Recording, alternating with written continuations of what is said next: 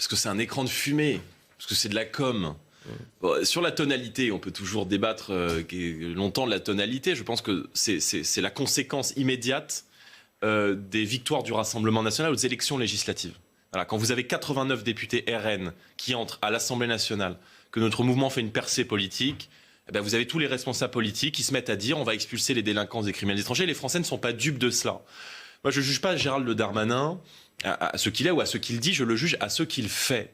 Et je regarde que sur les 5 dernières années, sur le quinquennat qui s'est écoulé, en 2019, Marlène Schiappa, qui était rattachée à Gérald Darmanin comme ministre délégué, comme secrétaire d'État, me semble-t-il, avait indiqué que toutes les personnes qui étaient rendues coupables de viol et qui étaient étrangers seraient expulsées. Bilan 0.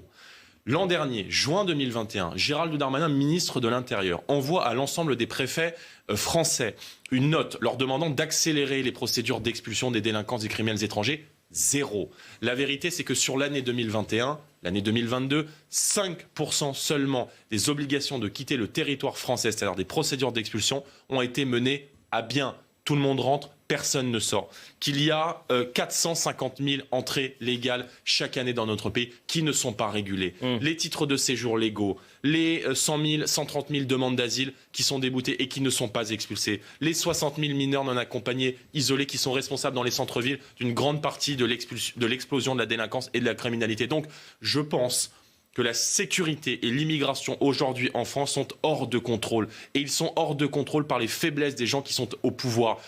Monsieur Dupond-Moretti, le ministre de la Justice, avait envoyé il y a quelques mois une note à l'ensemble des magistrats, à l'ensemble des procureurs, en leur indiquant de privilégier les peines alternatives à la prison, en expliquant que ça, c'est leur logiciel idéologique, que l'incarcération, c'est l'exception et que les peines alternatives, c'est la norme. Il faut changer radicalement de politique en la matière et je crois que nous sommes les seuls à le faire, comme nous sommes d'ailleurs les seuls, ça a été rappelé, à défendre les policiers qui sont des pères et des mères de famille qui tous les jours mettent leur vie en danger pour protéger celle des autres pour un salaire qui est extrêmement faible et dans des conditions qui sont parfois indignes.